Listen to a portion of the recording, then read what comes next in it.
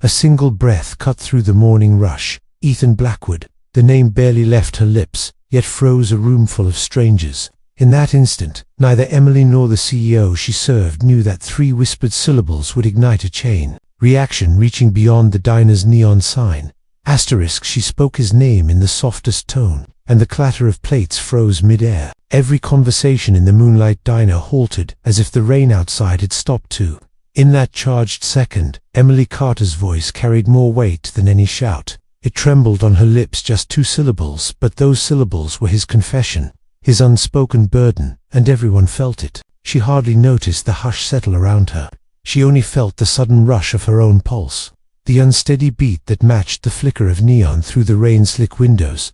Ethan Blackwood looked up from his laptop, coffee halfway to his mouth, and everything else dimmed. He wasn't used to losing focus, especially not in the final hours before a major keynote. Yet, when he heard her whisper, he sat frozen. His fingertips hovered above the keys, the glow of the screen painting, his sharp cheekbones in pale light, the title slide behind him. The power of forgiveness felt suddenly ironic. He'd spent 6 months crafting every word, rehearsing his tone, polishing each example, but he had never planned on being confronted by his own secret so publicly. Emily's auburn ponytail swung behind her as she realized what she'd done. She'd meant to place a regular order.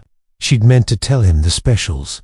Instead, she'd delivered his own name back to him, wrinkle-free and haunting. She blinked rapidly, palms brushing the tray that held a shattered porcelain plate at her feet. The shards lay glinting, but she barely noticed. Her focus was on Ethan and the way his jaw clenched, on the flicker in his eyes that spoke of surprise, of recognition, of something darker simmering beneath. A hush drifted through the diner like mist. Regulars who'd argued over booth reel estate went silent. A family mid-cookie order forgot their sweet tooth. Even the dishwasher paused, sponge in hand. Madison, the manager, materialized beside Emily, arms crossed and eyebrows raised. Madison's gaze bounced between the shards and the towering figure in the booth. What did you just say?" she asked, voice low enough not to alarm the customers. Emily's lips quivered. I said your name," she stammered, almost as shocked as every soul in that room. He stared at her for a long moment. Then he spoke, voice steady but hushed. "Replay every camera in this diner." The words dropped like a verdict. Silence stretched until a beep broke it. Madison's hand hovering over the security panel behind the counter. Emily's breath caught. She turned away, her fingertips pressing against the cold steel of the kitchen doorframe, as if to anchor herself. The very next moment, every screen in the diner sprang to life on the wall above the soda machine, and the sky-blue booths were bathed in flickering light. Emily retreated into the kitchen, heart hammering so loudly she thought the world might hear it. The hum of the fryers, the sizzle of oil, all merged into a white noise that drowned out her swirling thoughts. She sank onto a stool behind the counter, hands pressed to her ears. Why had she done it? Why call his name? The words had slipped out before she could stop them. She'd recognized something in him. Sadness, so familiar it felt like looking into her own reflection. Her father's memory rose unbidden, the final seconds before he slipped away, and the void he left behind. Ethan watched the screens from his booth, every angle of the dining floor mapped out in dotted segments. There, in booth 4, she hovered, over the fallen plate. There, in the corner, he saw his own reaction. He felt the old Ica guilt he'd carried since his mother's last breath haunted him. Forgiveness had eluded him when she needed it most. He'd poured his life into teaching others about letting go, but he'd never managed it himself. Emily had somehow sensed it, even if she didn't know why. Or maybe she did. Back in the kitchen, Emily's breathing slowed. She lifted her head, wiping damp strands of hair from her face. The diner's chatter began to creep back through the swinging doors, but it felt distant, unreal. Her mind replayed his expression, the shift in his posture, the moment he saw her not as a waitress, but as someone who had listened to his silence. She touched her uniform pocket, where she kept her battered notebook pages filled with observations, words she would never speak aloud. That notebook held her secret life, the psychology degree she left behind, the dreams she set aside to earn rent, the compassion she bottled up until it shone in strangers' eyes. In the booth, Ethan tapped one screen, then another, watching the scene unfold from every perspective. He felt torn between his schedule and the undeniable pull of that whispered name. He swung his laptop closed, startled even by the sound it made. Just like that, his confident facade cracked. He realized this was no accident or poor memory on her part. She had recognized his pain. Something about her voice reached past his titles, his achievements, straight to the place where he still blamed himself for that night in the hospital room. Madison stepped forward, hand on the control pad, ready to revert the screens. Ethan, he lifted a hand. She froze, surprised by the gentleness in his gesture. He cleared his throat. Keep them rolling. I want to see it all. Madison nodded, stepping back. The diner lights dimmed slightly as the monitors took precedence. Patrons whispered in low tones, pointing toward the screens. Emily stood at the kitchen threshold, peering out, eyes wide. Madison hovered at the counter, watching Emily's reflection in the stainless steel. She stole a glance at Ethan, then back at Emily. You've never done anything like this before, she said, softly, almost to herself. Emily swallowed hard, the weight of every gaze pressing upon her. She forced herself to step forward, wiping her palms against her apron. The bustle of the kitchen faded into the background. Everything felt surreal, as if time itself was rewinding. A moment before her slip of the tongue, she walked toward the booth, each step echoing in her ears. The screens above showed her stepping amid the shards of plate, her face etched with shock, her uniform smudged with coffee. She saw herself from every angle, and in each view, her eyes hovered on Ethan. She recalled the sight of his scarred hands, the way he gripped the coffee cup until white knuckles emerged. The monitors caught every nuance, the flicker in his eyes, the tremor of his breath. She hadn't realized how much he mirrored her own tremors. Reaching the booth, she risked a glance upward. Ethan lifted his chin, offering her a nod that went against everything she expected. The nod carried a question, an invitation. She swallowed, then spoke, voice barely above a whisper. I'm sorry. But he shook his head. Why did you say it? Emily paused, her mind racing. She wanted to lie and say it was a simple mistake. Instead, she let the truth slip out. Because I heard you. I heard your heart. Her words sounded fragile even to her own ears. He studied her for a long moment, then gestured to the nearest security panel. Can we rewind? His tone was gentle, curious, rather than demanding. Madison hesitated, then complied. The screens flickered backward like an old projector, and the diner watched the scene in slow motion. First came the approach of Emily's hand toward the tray, then the split second when she bent to steady the plate, the hair brushing her cheek, and finally, the moment her lips parted. He listened, her whisper crystal clear now, echoing in the hush. Emily held her breath as the replay ended. For an instant, the room remained frozen, as though no one dared to move.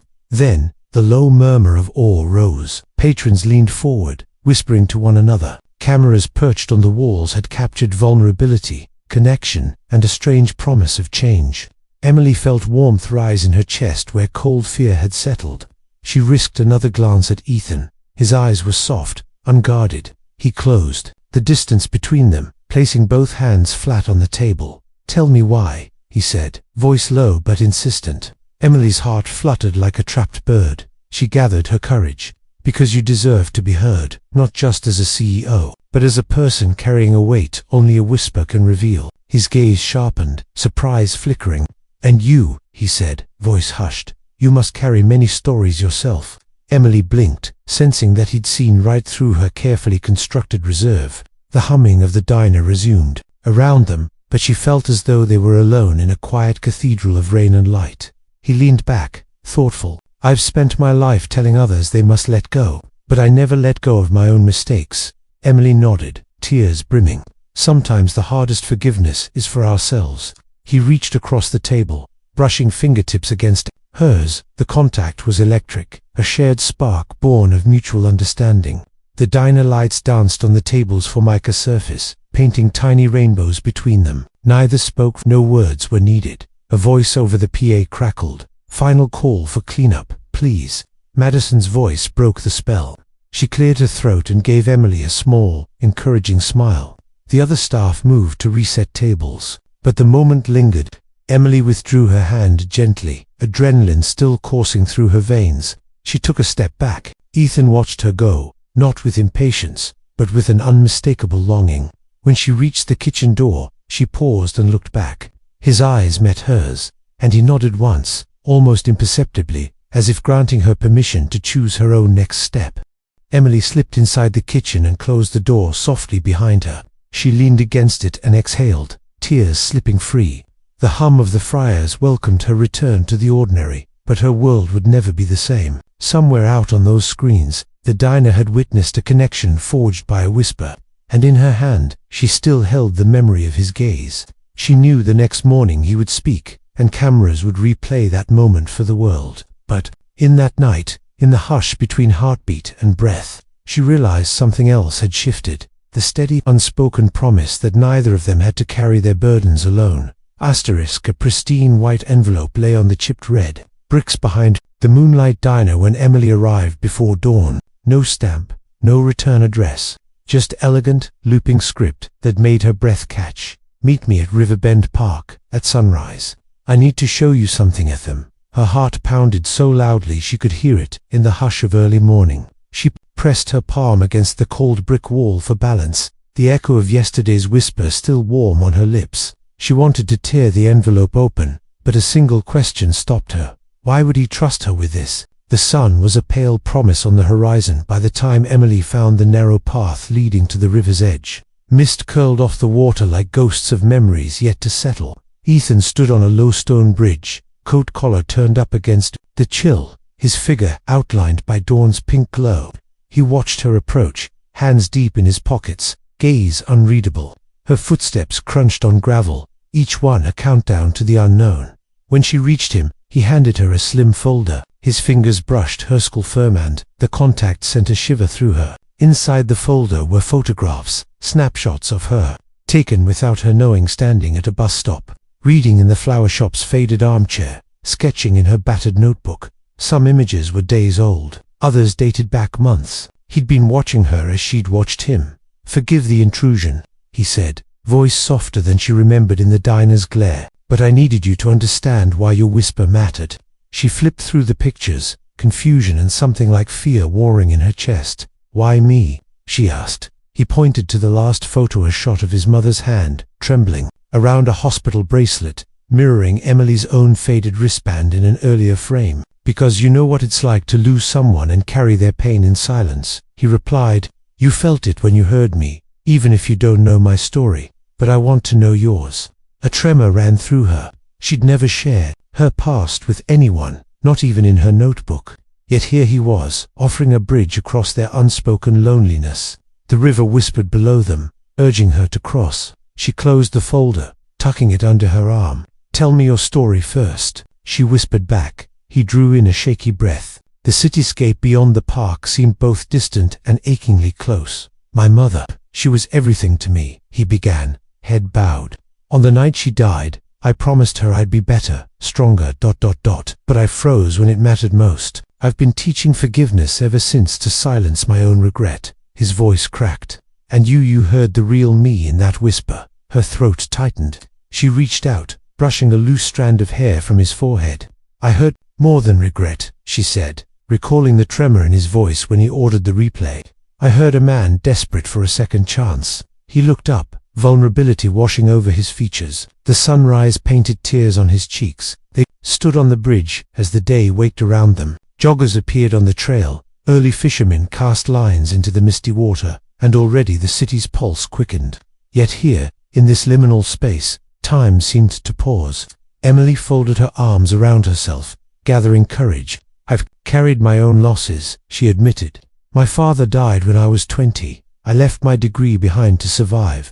Sometimes I wonder if I'll ever stop running from my own grief." Ethan listened as the sky brightened, each word binding them more tightly. He slipped his hand into hers. "Then let's stop running," he said with quiet resolve. "Help me prepare for that speech. Today truly prepare, not the polished version. Show me how to forgive myself through your eyes." She nodded, surprised by the steadiness of her own voice. They returned to the Moonlight Diner just as Madison flipped the sign to open. In the soft hum of breakfast orders, their small alliance felt impossibly weighty. Emily led him to a corner booth, the one with the cracked formica, where it all began. Ethan slid into the seat, pulling out the folder. She sat across, pulling out her battered notebook. Pages of sketches and half-formed sentences spilled between them. Her inner life laid bare as they compared stories. The diner faded around them. Servers moved in soft arcs, coffee machines hissed, and the rain began anew against the windows. But for Emily and Ethan, a new rhythm emerged, shared vulnerability sparking hope. He read her penned memories of late-night study sessions in empty libraries, of tears shed over cold pasta dinners, of dreams deferred for rent and bills. She listened as he recited his carefully honed phrases on forgiveness, the ones he delivered. Every year then watched his face when they faltered under the weight of personal truth. A hush fell when Ethan spoke again, voice low but certain. "I'm going to change my speech. Today, I won't just tell them forgiveness is possible, I'll show them how it saved me." He leaned forward, gaze intense. "And I want you by my side." Emily's heart stuttered. The idea of standing next to him on that stage, sharing her story with hundreds of strangers, felt both terrifying and right. Madison approached, wiping her hands on her apron. She paused when she saw them, concern etched in her brows. Ethan closed the folder and stood, extending a hand to Emily. Madison followed his gaze to the notebook. Emily shut it with a soft click, heart hammering at being so exposed. Ethan turned to Madison. "I need her," he said simply. Madison's eyes widened. Then she offered Emily a nod that spoke of trust and pride as they slipped out the diner's back door. Emily realized she was no longer alone in her grief. The river's mist greeted them again, and the city's roar felt distant. Ethan led her toward a waiting car, where a driver clad in black held the door. Emily's breath caught at the sight he was entrusting her not just with his secret, but with his public moment. They climbed into the back seat, and as the car rolled toward the conference center, the folder rested between them like a fragile truce. Emily picked up a pen, opened her notebook to a blank page, and looked at Ethan. "Let's begin," she said. The engine hummed beneath their dreams as sunrise broke fully over the city skyline. Somewhere between the quiet river and the bustling streets, two wounded souls prepared to step into the light, bound by a whisper, fueled by hope, and ready to reveal the power of forgiveness in the most unexpected of partnerships. The moment the stage lights came up, Emily felt her blood turn to ice. A massive LED wall behind the podium flickered to life, and there she was, her own face, magnified to the size of a billboard. The audience in the packed auditorium let out a hush that felt like the world exhaling. Beneath her trembling fingers, the edge of her notebook cut into her palm. She hadn't planned to appear. She was just supposed to support Ethan off stage. Yet now, every eye was on her, waiting for the quiet waitress to stand. Ethan stepped forward. First, his tailored navy suit stark against the white glow. He tapped the mic, clearing his throat with practiced ease. "Today," he began, voice resonant, "I'm not alone in this story." He looked past the rows of leather seats to where she stood just behind the side curtain. His gaze met her steady, encouraging, and something in Emily's chest unclenched. She swallowed hard. As rehearsed, she would speak only when he brought her forward, but already she felt the pull of everyone's expectation, the weight of every photograph, every secret shared in the diner's corner booth. Behind her, a technician whispered into a headset, 3 minutes to cue. Emily pressed her lips. Together, she could hear her own heartbeat echoing in her ears. The scent of polished wood and new carpet filled the backstage area. Journalists hustled down the aisles, cameras swiveling. A lone spotlight shone on the lectern, promising exposure she'd only ever dreamed of and feared. Ethan's opening flourish ended with applause that felt like rolling thunder. He introduced the theme: "Forgiveness isn't a destination, it's a journey we travel together." Then he paused, his hand extended toward the curtain opening behind him. "And one companion on that journey showed me what true courage looks like." Emily stepped into the light, the floor's sheen reflecting her trembling legs. Her simple dress felt both elegant and woefully insufficient under the glare of 1,000 lenses. She placed a hand on the podium, her knuckles whitening. She recalled Madison's cautious nod that morning, the folder of her memories exchanged in the diner. She inhaled, tasting the faint tank of adrenaline. "Good morning," she whispered, voice wavering until she found a steady hum in the microphone. A wave of warmth rippled through the hall as the audience greeted her. She let their kindness anchor her. "My name is Emily Carter. A few days ago, I was just a waitress at the Moonlight Diner." A hush settled. She felt Ethan's presence, just behind her, strength at her back. She pressed on, gathering the threads of her story. She spoke of leaving college, of sketches in notebooks gathering dust in her drawer, of the ache of handing over dreams in exchange for bills. The words fell raw but sure, each admission a small triumph. The audience leaned forward. Somewhere, a camera captured a single tear sliding down her cheek. She didn't flinch. Instead, she pressed her hand to her chest, where her heart hammered, and she offered her truth. Then she told them about the whisper, how she'd served a man rehearsing forgiveness, only to realize he hadn't forgiven himself. How a single name, spoken softly, bridged the silence between two lonely souls. When she finished, the applause was immediate and thunderous, longer than Ethan's had been. She stepped back, stunned by the embrace of every face turned toward her. But no sooner had they risen than the first challenge arrived. A reporter's voice pierced the afterglow. "Mr. Blackwood, do you regret exposing Ms. Carter's privacy to make your point?" Ethan's jaw tightened, and Emily felt a cold hiss at her nape. Privacy, folder photos, night strolls, every hidden moment suddenly poised for public scrutiny. Ethan lifted a hand. "I invited her," he began. But the questioner wasn't done. "Did you manipulate her story for dramatic effect?" Emily's chest constricted. She glanced at Ethan, saw the flicker of anger in his eyes. For a heartbeat, she considered stepping aside, disappearing into the shadows. But then she heard Madison's words echoing in her mind. People feel heard when they're seen. She drew in a trembling breath. "I chose to share because I believed it could help someone else," she said, voice stronger than she felt. The room went quiet. Cameras panned back to her, lenses zooming in on her resolve. A murmur rippled through the crowd. Ethan stood beside her, support radiating from his stance. He placed a gentle hand on her shoulder. "What matters isn't privacy lost, it's healing gained," he said, glancing at Emily with respect. "Her story isn't mine to exploit, it's ours to honor." Soft applause began, building into an ovation that eclipsed any earlier resistance. Yet as they left the stage, the collision of their worlds showed unexpected friction. Backstage lights were harsh, and the backstage chaos seemed intensified. Ethan exhaled sharply. "Are you okay?" he asked, eyes anxious. Emily nodded, but her mind whirled with doubt. She'd faced the auditorium, but now she faced the risk of losing herself in his world, the one of luxury cars, polished speeches, and constant scrutiny. An aide thrust a smartphone into Ethan's hand. On the screen, a headline blared, "CEO and Diner Girls, Tearful Confession, Genuine or PR Stunt." Beneath it, a thread of social media comments argued heatedly. Some cheered her bravery. Others accused them both of orchestrating drama. Emily's pulse raced. She stepped back, bumping against a catering table. Desserts glittered under chrome lids, but she couldn't taste sugar now. Ethan saw her flinch. He slid his arm around her. "Ignore it," he whispered. "They're reacting to what they don't understand." But Emily couldn't shake the feeling that she'd unleashed a storm she wasn't ready to weather.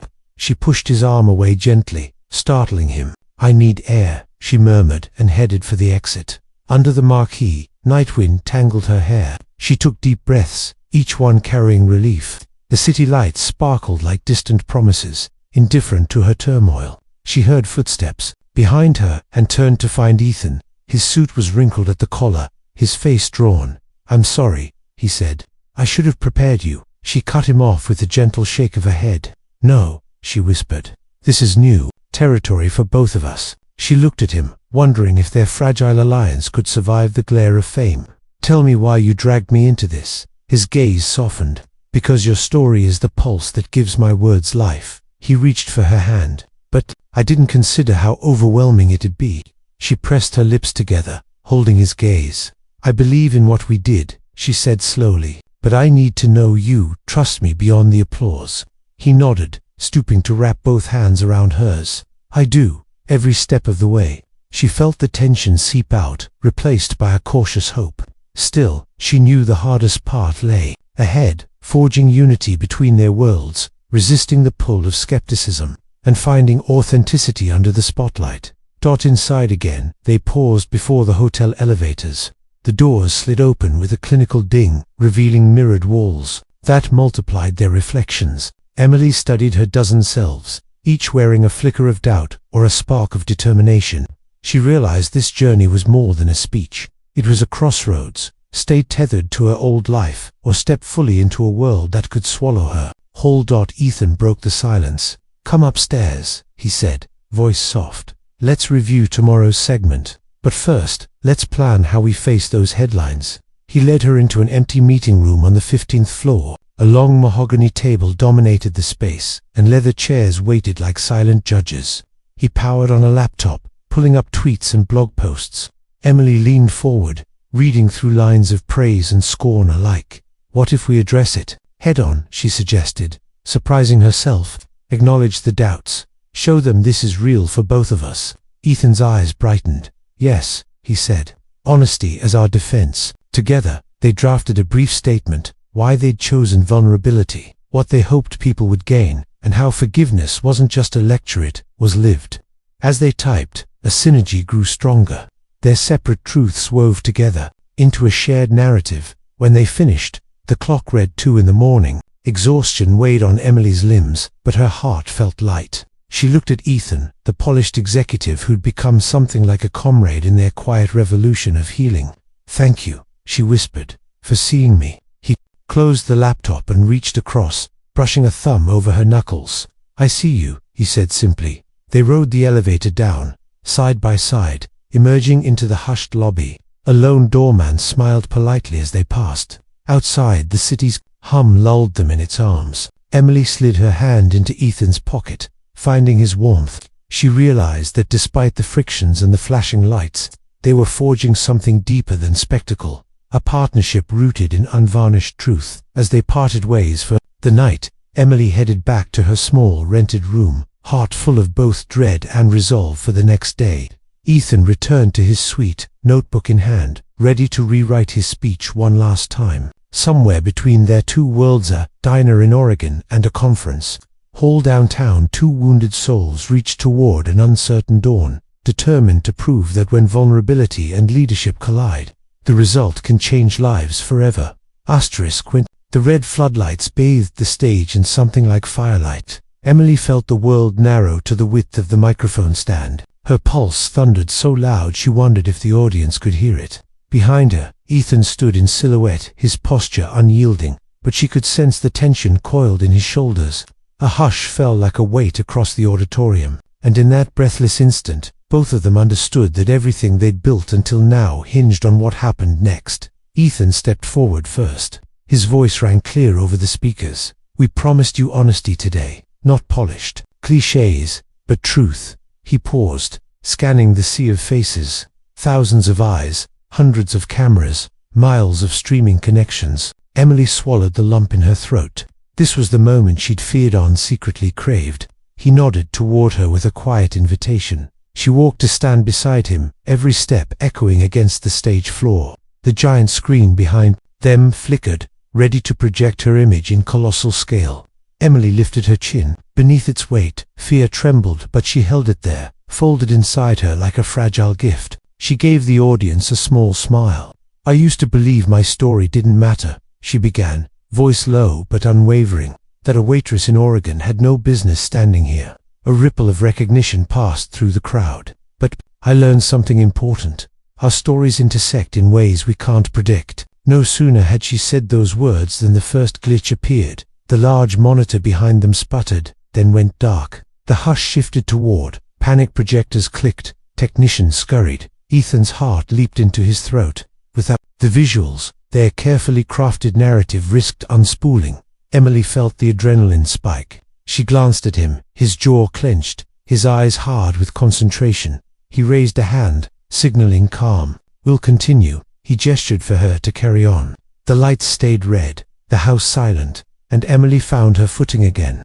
When I whispered his name, she said, drawing a breath deeper than fear, I didn't just speak words. I opened a door to the pain we both carried. She watched Ethan's face in the dim glow of stage lights and remembered the hospital garden. His mother's frail hand, her warm whisper in the dark. He had hidden that memory for so long.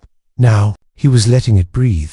Behind the curtain, a murmur of dismay rippled from the control booth. Ethan's speech notes were trapped on the dead screen. In the audience, smartphones raised, expecting the same polished slides. Yet Emily felt something shift inside her chest, a surge of clarity. Right then, visuals or no, People wanted truth. They wanted raw. She pivoted, addressing the crowd directly. I won't read from a PowerPoint today. I'll speak from here. She tapped her heart. A rustle of surprise ran through the seats. Ethan's eyebrows lifted, a flicker of pride passing through his eyes. Encouraged, Emily let her story unfold without guardrails. Her father's quiet pride as she left college, her own trembling regret at trading dreams for survival. She narrated the nights she scrawled poems on napkins in empty diners, the mornings she forced herself to smile for strangers when all she wanted was to scream. By the time she reached the part where she described seeing Ethan's confession note he'd whispered in a hospital ward, her voice quivered, tears glossing her lashes. But she didn't stop. She lifted her chin higher. I recognized that sorrow because I wore it too, and I realized that forgiveness isn't a pity we grant others. It's a gift we give ourselves. The lights shifted from red to white as the technicians restored power. The giant screen flickered back to life, flashing stills from their journey. The envelope at dawn, the photos on the bridge, the shaky snapshots of Emily in the diner. The audience erupted into applause so sudden it startled her. But before they could savor the triumph, a single voice rose above the clamor. Is this real? A shout from the balcony cut through their victory, or just another stunt to sell hope? The words landed like stones. Emily's heart lurched. Doubt crept back, icy and persistent. Ethan caught her hand. Stay with me, he whispered. His grip was both an anchor and a lifeline. She nodded, focusing on his steady breath. He raised the microphone. Our vulnerability isn't for sale, he declared, voice firm. This is as real as a mother's last breath, as raw as the tears we've both shed. This isn't theater. Life. Behind him, the big screen shifted again, showing a close-up of Emily's face, eyes bright with tears, lips trembling with truth. The auditorium resounded with cheers. Cameras zoomed in on their entwined hands. In that roar, Emily sensed a turning point, not just for them, but for everyone who had ever felt unseen. But the moment was fleeting. A staffer rushed on stage, whispering urgent words to the sound technician. A new alert flashed on stage monitors, a social media post alleging their story was fabricated. The headline read, CEO's tearjerker, PR ploy exposed. Cold doubt slithered back into Emily's mind. She stepped away from Ethan, her pulse pounding. The screens now showed threads of scorn, tweets calling them frauds. Every comment was a new lash. She felt panic compress her lungs. Ethan followed, concern flooding his face. No, he breathed. We can't let this steer us off course. He reached for the nearest monitor and tapped it, closing tabs, silencing the noise. Emily closed her eyes. The stage lights felt too bright, the applause too hollow. She backed toward the wings, nearly colliding with a stack of props. Reporters' voices drifted through the open side curtain. Are you with him for the headlines, or for yourself? Is your name just another marketing tool? The questions swirled like a storm. A memory surfaced, her father's calm voice at his funeral. He'd said, "You're worth more than your regrets." She'd cried then, clutching a single rose. Now the weight of hundreds of roses worth of hope and doubt pressed upon her. She swallowed hard, turning back to face the audience. Numbered, polished visuals, no guards, just her and the man who'd become her unexpected ally. She gripped Ethan's hand, drawing strength from his steady presence. With a deep breath, she stepped forward again. The auditorium fell silent once more, as if holding its breath.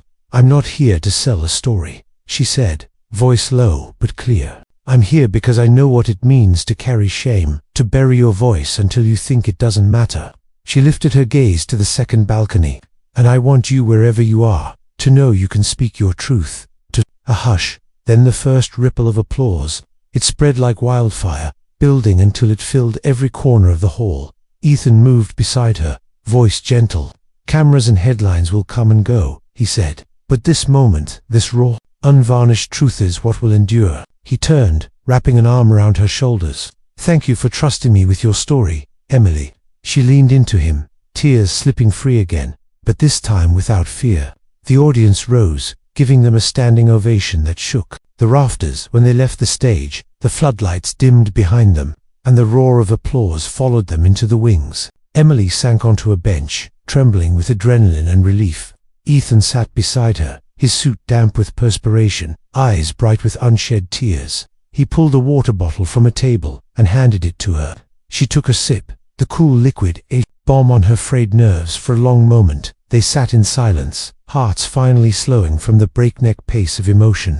Backstage staff peered around corners, offering congratulatory smiles, but Emily barely noticed. She'd crossed the breaking point, faced her deepest fears under spotlight pressure and emerged, not shattered, but stronger. Ethan laid a hand on her knee. "You saved this day," he said softly. "Not the speech, not the head. Courage did." She pressed her forehead against his shoulder. "So did you," she replied. "Bringing me here was the bravest thing you've done." He turned his head, brushing his lips lightly against her temple. "We did it together," he whispered. Beyond the curtain, the next wave of questions and cameras awaited, but in that small cocoon of shared triumph, none of it felt intimidating.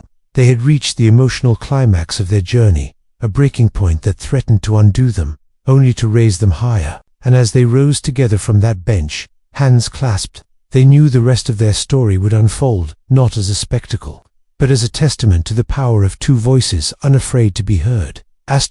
When the blinking red light on the live stream switch turned on, Emily felt a jolt as if electricity shot through her veins. The makeshift press room, stacked folding chairs, fluorescent bulbs humming overhead, tensed around her like a held breath. Hundreds of screens glowed in the dim, each camera lens trained on her and Ethan Blackwood. This was the moment of truth. No stage lights, no curated slides, just raw questions and unfiltered answers. She inhaled, tasting the sharp tang of anticipation, and reminded herself why they'd chosen this path. Ethan leaned forward, offering her a reassuring smile. His tailored suit contrasted with the room's utilitarian walls. She imagined him, always polished, always prepared. But here, in this unvarnished space, he was vulnerable to... He tapped the microphone, clearing his throat.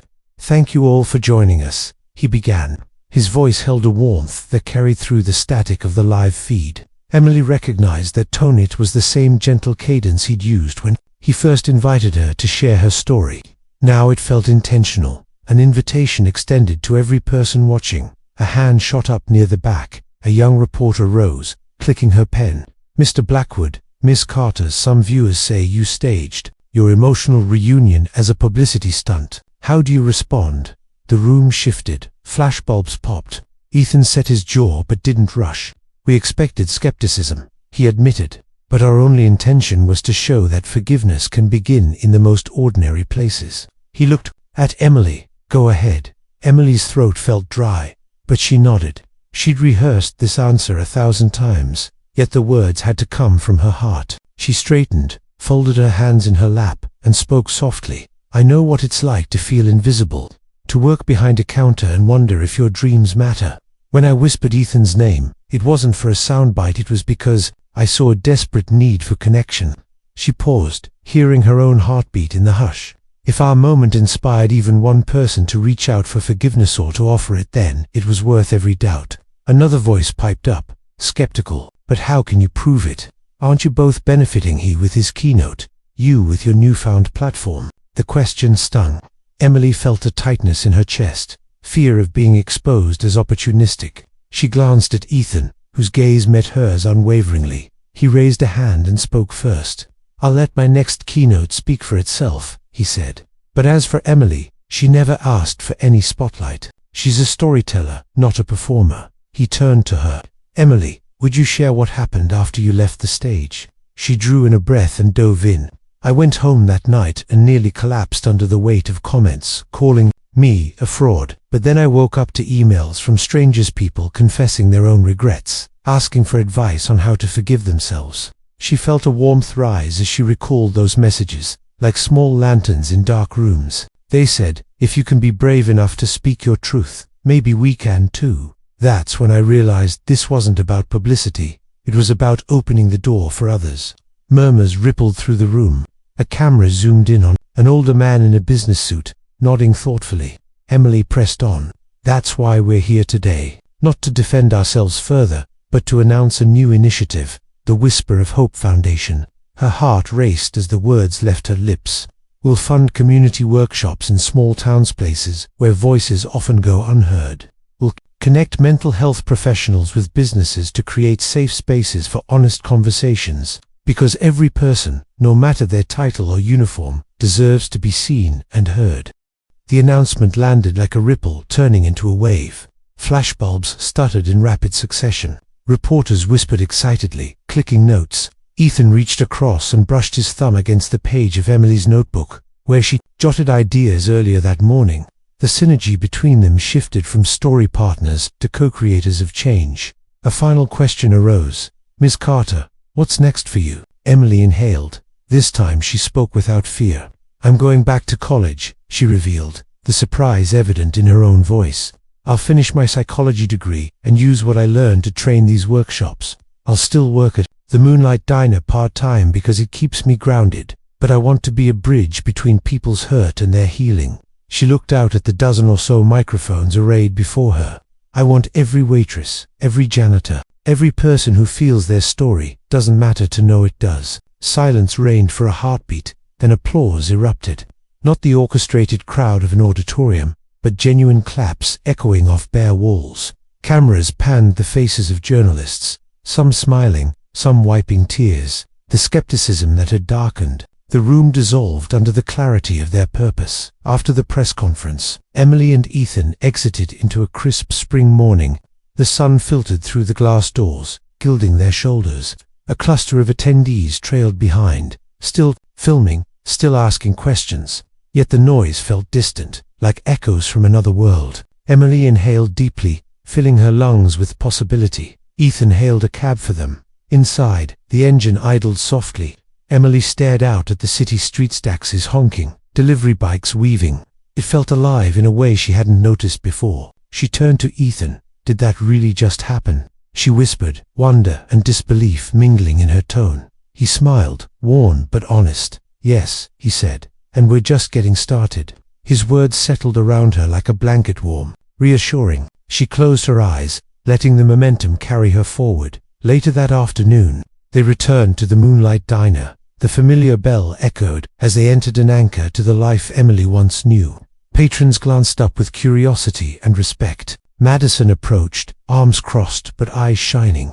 "Heard about your foundation," she said, offering Emily a quick hug. "And your college plans. You're really doing it." Emily nodded, voice thick with emotion.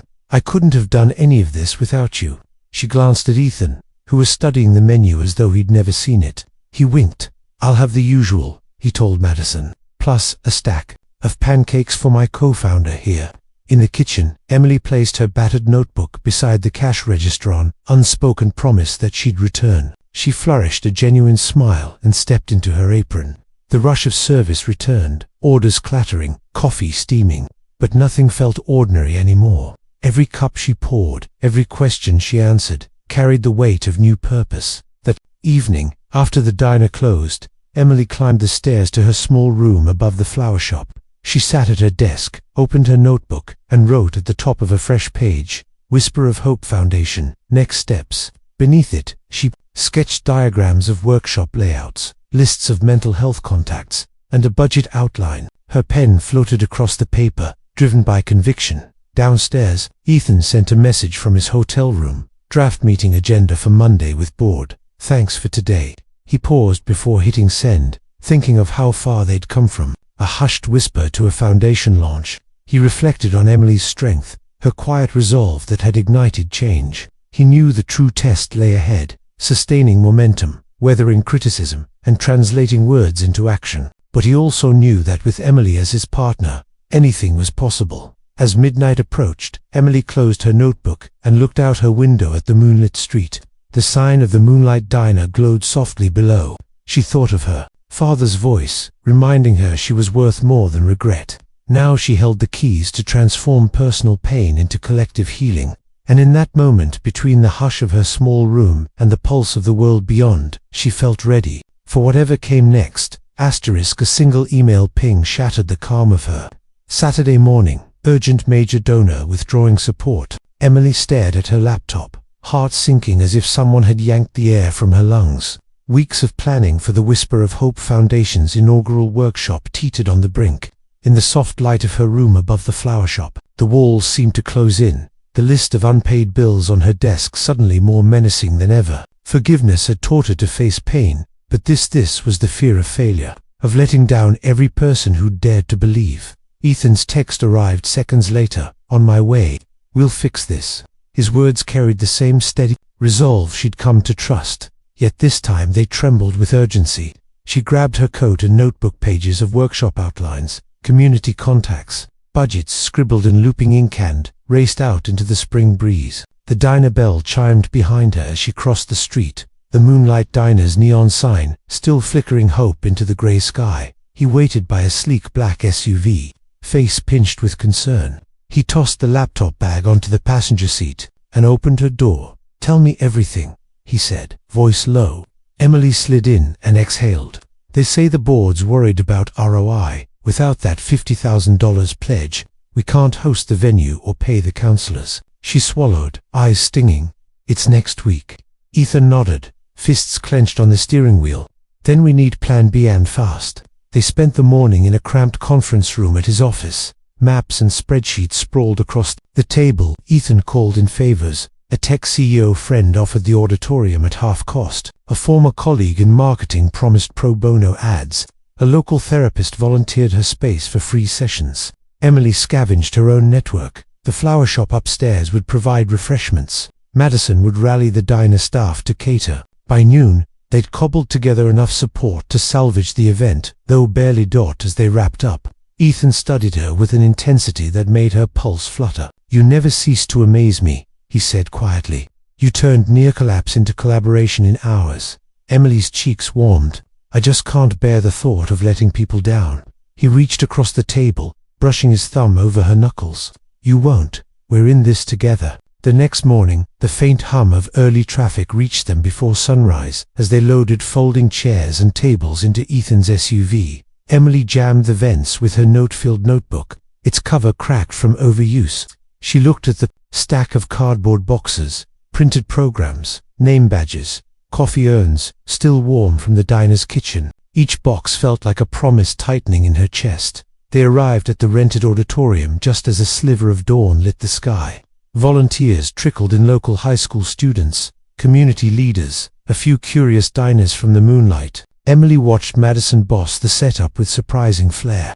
The apron tucked under her shirt as she organized tables of muffins. The air buzzed with nervous energy, so many hands reaching to build something new. At 10, attendees began to file. Through the doors, some wore business suits, others denim jackets. Grandparents walked beside young parents. Teenagers hovered at the back. Emily stood near the entrance, scanning their faces, curiosity mixed with skepticism, hope dancing in their eyes. Ethan joined her, sliding an arm around her waist. "Ready?" he whispered.